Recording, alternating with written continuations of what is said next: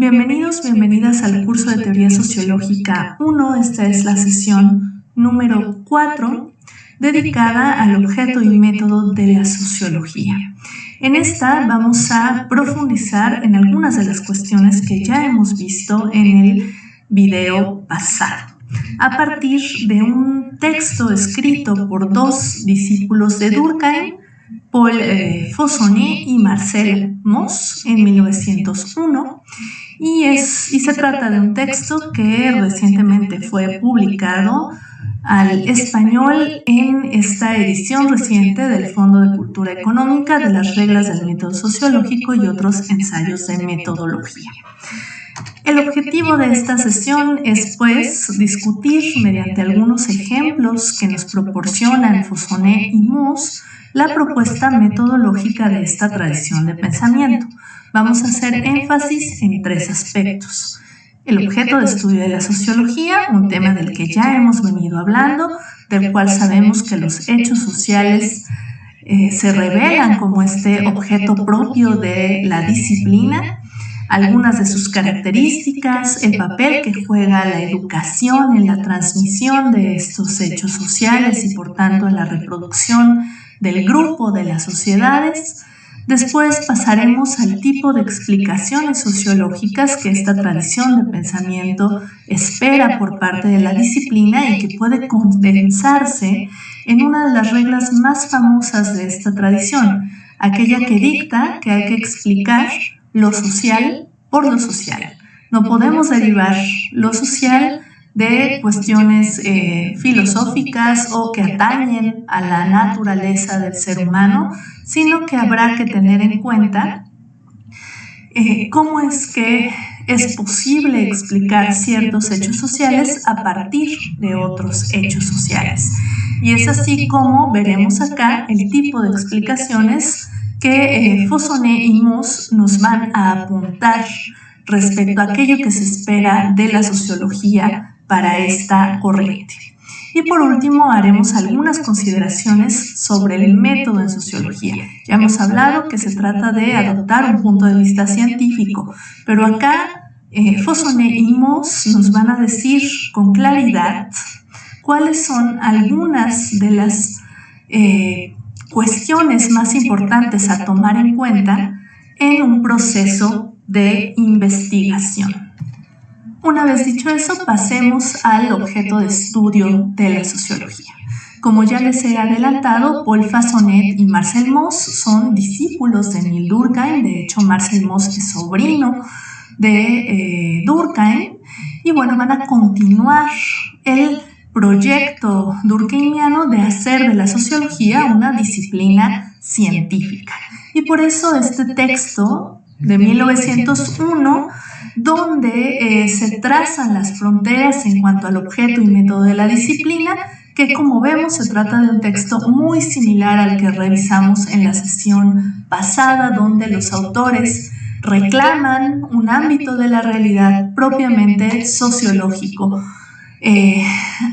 Argumentan el establecimiento de un procedimiento científico que dé cuenta de estos hechos sociales y sobre todo abogan por un tipo de sociología que ni caiga en la especulación filosófica ni en la mera descripción de fenómenos singulares, sino que por el contrario se trate de un proyecto teóricamente sólido y empíricamente fundamentado. Vamos a recuperar algunas de las cuestiones que ya hemos hablado sobre los hechos sociales. Fauconnet y Mauss en esta ocasión nos dicen: en primer lugar, las sociedades existen, es decir, los conglomerados de seres humanos existen, ¿no? Y existen en formas muy variadas, ¿no? Pueden existir conglomerados que se articulan a partir de la idea de nación, que duran, que perduran a través del tiempo. Pueden existir comunidades más o menos institucionalizadas, como las iglesias, pero también pueden existir conglomerados en donde unos no se conocen con otros, una multitud, un grupo dentro de un centro comercial, en un concierto, que son multitudes también efímeras, o pueden existir conglomerados de seres humanos muy pequeños, como la familia, como la pareja, como las relaciones de amistad también.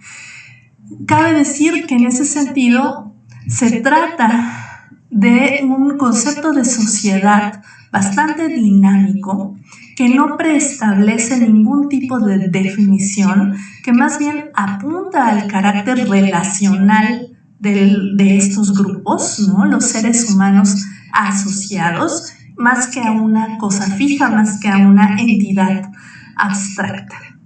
¿Qué quieren dar cuenta Fossonet y Moss a partir de la corroboración de la existencia de estas sociedades, de estos conglomerados? Bueno, pues que hay una vida distinta a las vidas individuales, que hay una vida propiamente social y que esa vida propiamente social se expresa de forma objetiva en maneras, como el propio Durkheim nos decía ya, de obrar, es decir, maneras de hacer, maneras de pensar, de percibir, de juzgar al mundo, o maneras de sentir dentro de un grupo, y que eso es producto de las relaciones que las personas establecen unas con otras, que se objetivan y además se transmiten intergeneracionalmente.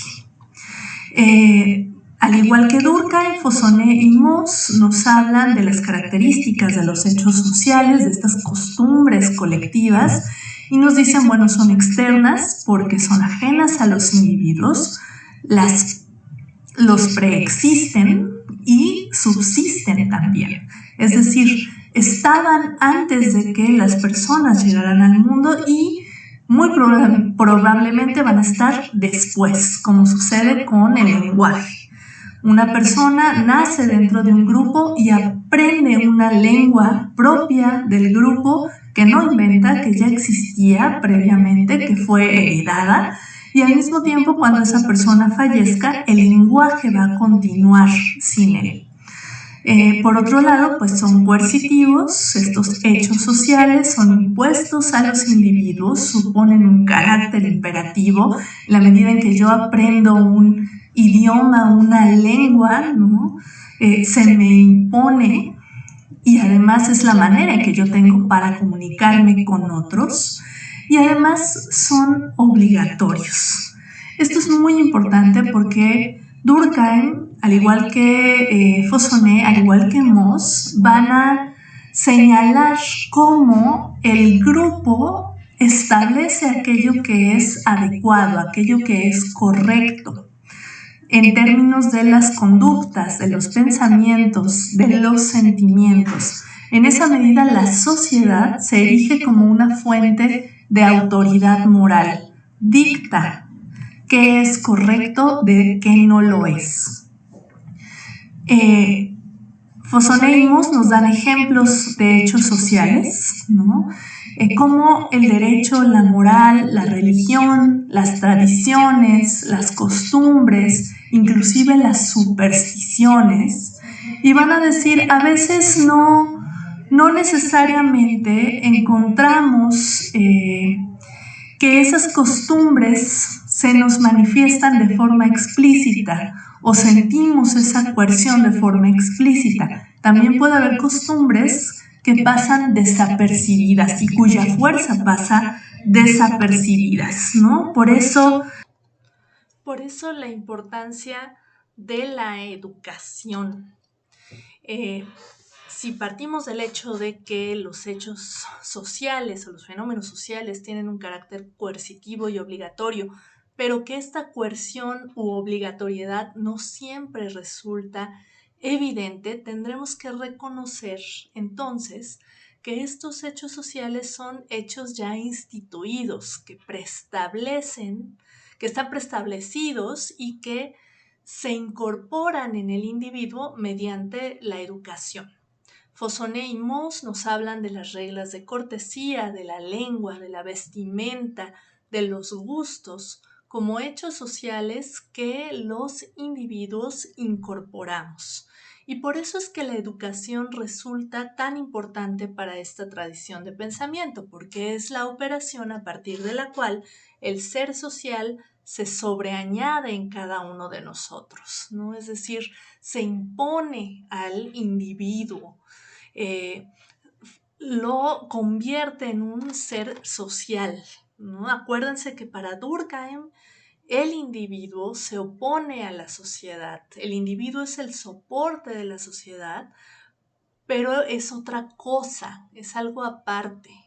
Sería muy poco sin la sociedad y por eso la importancia de la socialización. Ahora bien, pasemos a el tipo de explicaciones sociológicas que espera esta tradición de pensamiento. Ya hemos dicho al inicio del video que se trata de explicar lo social por lo social. Al igual que Durkheim, Fossonet y Mauss se van a desmarcar de interpretaciones de corte filosófico, de corte psicológico o histórico, porque una interpretación filosófica o psicológica parece hablar o en abstracto respecto a los seres humanos o a partir de propiedades de los individuos innatas que puede resultar en una explicación de corte centrada en el individuo más que en lo social, o por el contrario, caer en explicaciones de fenómenos singulares sin ponerlos en relación con otros fenómenos, como en el caso de la historia. Es por eso que esta tradición de pensamiento aboga por explicar lo social por lo social, es decir, encontrar las causas que producen a un hecho social mediante el examen de otros hechos sociales que se le relacionen. Se pueden poner acá dos ejemplos. Uno que proviene de la propia investigación de Durkheim, por ejemplo, la relación entre las categorías del pensamiento científico y las formas de clasificación religiosa elementales, en donde el hecho social B, en este caso las categorías del pensamiento científico, son producidas o surgen a partir de la evolución de formas de clasificación religiosa, un hecho A. Si pensamos en otro ejemplo, las representaciones de feminidad, las representaciones de masculinidad, pueden ser examinadas a la luz de la división sexual del trabajo y pueden ser también, en ese sentido, el producto de esa división sexual del trabajo. Entonces, el hecho A, la división sexual del trabajo, condiciona o es la causa del hecho B, las representaciones de feminidad y masculinidad, pero no se está yendo a una explicación de corte biológico para explicar cómo es que surgen las representaciones de masculinidad o feminidad, o no se está yendo a un tipo de explicación filosófica para entender de dónde provienen las categorías del pensamiento científico, sino que se está apelando a buscar el origen de esas formas de clasificación, el origen de las representaciones de feminidad y masculinidad dentro de otros hechos sociales. Ahora bien, Fossonet y Mauss nos van a señalar también que existen dos tipos de fenómenos sociales, unos que tienen que ver con la estructura de los grupos, es decir, con la forma del grupo, con la manera en que se relaciona el grupo. Piensen ustedes en las formas de estratificación que adopta una sociedad, en los tipos de solidaridad que imperan, ¿no? Si es una solidaridad centrada en la interdependencia o más bien centrada en un tipo mecánico, ¿no? Donde existen distintos elementos que cumplen una función, ¿no? En donde esas relaciones quedan de forma más o menos clara para todos. Y cómo es que esta estructura también va a evolucionar a lo largo del tiempo. Por otra parte, y este va a ser el núcleo central de la sociología de Durkheim y compañía, están las instituciones. que se manifiestan a partir de las representaciones colectivas, a partir de las normas, de las formas de clasificación, de los rituales, ¿no? Las instituciones en ese sentido son instituciones vivas, que cambian, que evolucionan a lo largo del tiempo, y que la sociología tendría que estar encargada de dar cuenta de cómo estas instituciones se van modificando o van también reproduciéndose. Esto nos lleva a qué tipos de explicaciones sociológicas está pensando esta tradición que tiene que dar la sociología. Fossonet y Moss nos plantean tres tipos. Primero, la asociación de una representación colectiva con otra. Ponen el ejemplo de cómo el sistema penal, es decir, este sistema que agrupa las representaciones colectivas sobre lo que está bien y lo que está mal y debe ser castigado, con el sentimiento de venganza personal que puede originarse en un contexto de acción particular, pero que proviene justamente del sentimiento que surge a partir de vulnerar estas fronteras entre lo bueno y lo malo. Podríamos poner otros ejemplos como las elaboraciones estatales sobre lo indígena, que en el caso de México han producido sentimientos ambivalentes. Por una parte, el aprecio de el arte, de las expresiones artísticas de lo indígena, por otra parte, el desprecio respecto a los grupos indígenas vivos. El segundo tipo de explicación sociológica que nos ofrecen Fossonet y Moss tiene que ver con la asociación de un hecho de corte estructural como causa de una representación. Ellos ponen como ejemplo cómo la formación de una ciudad lleva consigo o trae como resultado la formación del derecho humano. Siguiendo con el ejemplo sobre el género, la división sexual del trabajo produce representaciones de masculinidad y feminidad. Por último, encuentran un tercer tipo de explicación sociológica, la asociación de un hecho de corte estructural como consecuencia de una representación colectiva.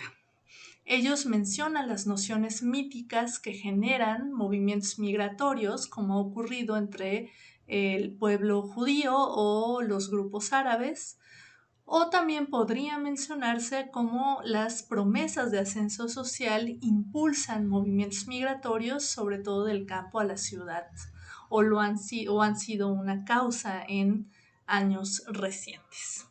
¿Qué nos dice esto? Bueno, que así como ellos identificaban dos tipos de fenómenos sociales, uno que tenía que ver con las estructuras del grupo y otro con sus instituciones que se manifestaban en las representaciones colectivas, podemos entender cómo uno se vuelve la causa del otro y viceversa. Cómo una representación colectiva puede modificar la estructura, cómo la estructura puede producir representaciones colectivas. Ahora bien, sobre el método en sociología. Durkheim, Fossonet, Moss nos proponen una definición provisional a partir de una revisión rápida de los hechos. Esta definición del problema busca identificar las características objetivas de los hechos sociales, es decir, distinguir los elementos que son comunes.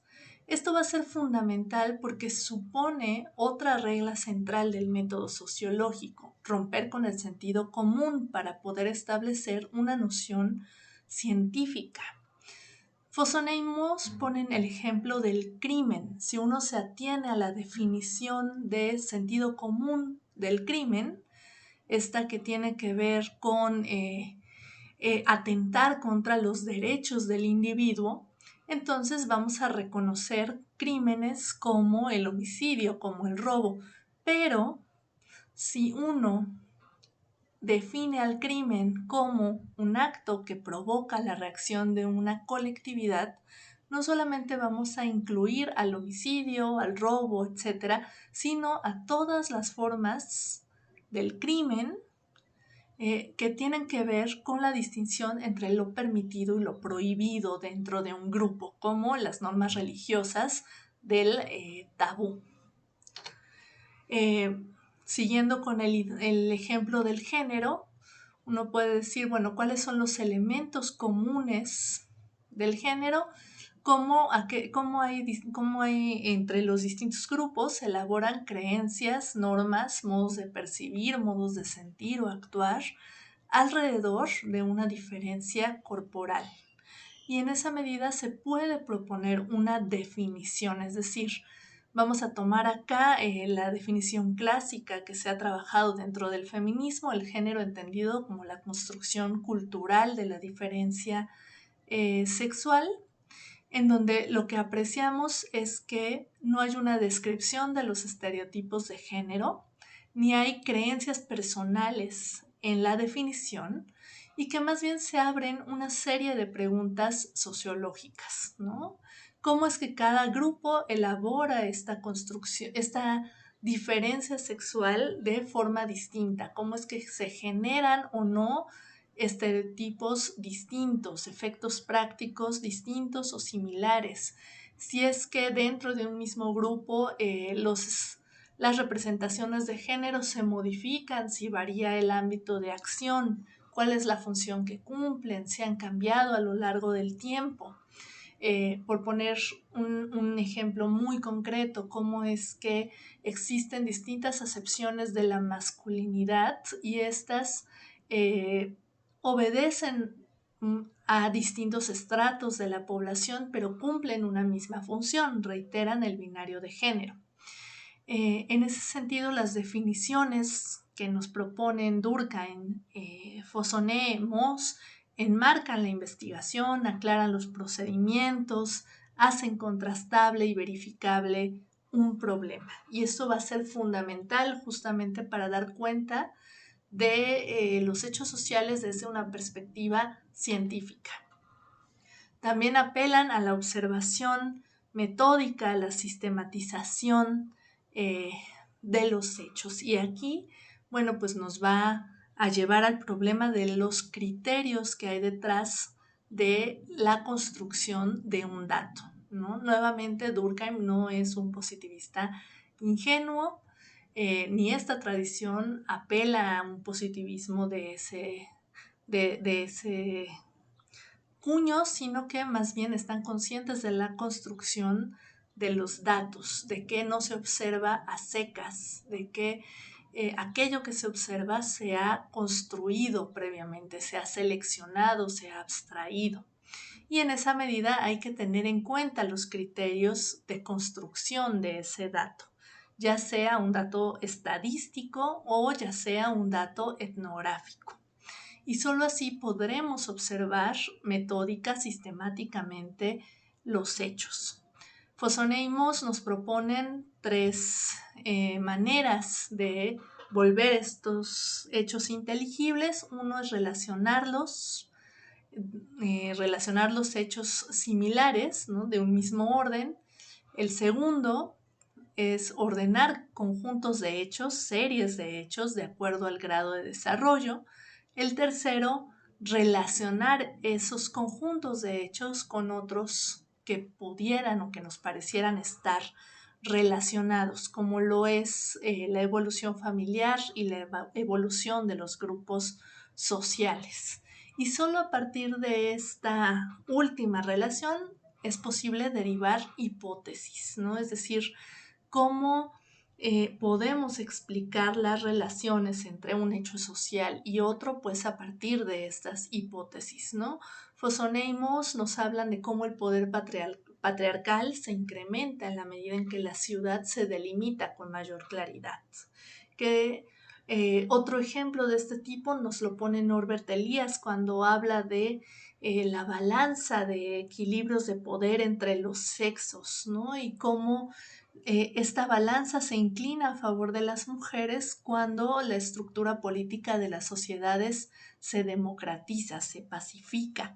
Y como en ese sentido, Elías tiene un texto muy interesante al respecto, el paso de la República al Imperio Romano supuso la exclusión tajante de las mujeres de la vida pública, ¿no? Es decir, cómo la estructura política está relacionada con la posición que ocupan las mujeres al interior de los grupos y por supuesto con las representaciones de lo que es permitido o no realizar para una mujer. Y bueno, por último, Fosson e Imhoff nos advierten las características de las hipótesis científicas, ¿no? Buscan dar cuenta del por qué, buscan dar cuenta del cómo, en ese sentido pretenden dar explicaciones respecto a cómo los hechos sociales se producen, tienen un carácter necesario, tienen un carácter general, no explican un fenómeno en particular, sino relaciones de hechos sociales y sobre todo son criticables y son verificables, ¿no? Que forma parte de los debates de la rigurosidad del método científico. Cierro este video solo recapitulando